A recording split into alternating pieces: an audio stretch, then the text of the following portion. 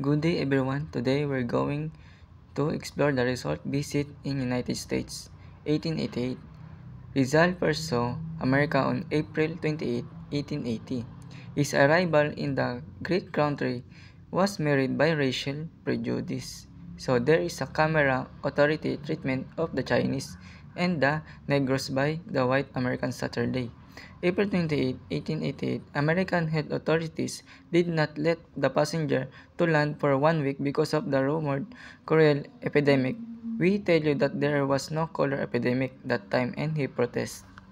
So other passengers that unjustified actions of American authorities, he soon discovered that it was motivated by politics and the ship was carrying 643 Chinese colleges.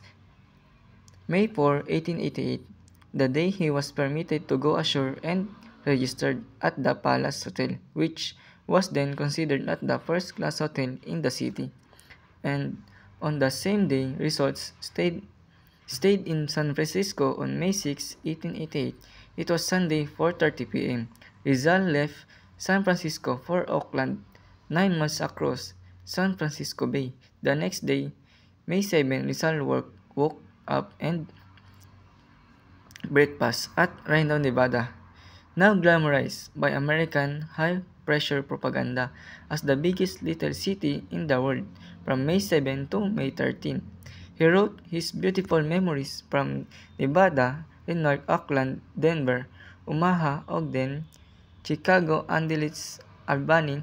He travels from San Francisco to Albany across the American continent, foreign ERS in the city which he called the Big Town, and on May 16, Rizal left New York for Liverpool on board in the city of Rome.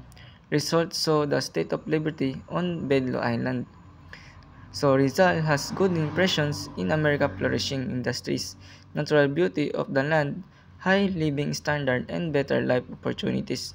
And his bad impression was that America was lack of racial equality in general results.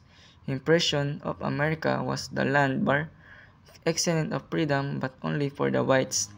The adventure of Jose Rizal in United States of America. So I hope you enjoy and you learned something. Thank you for watching these videos.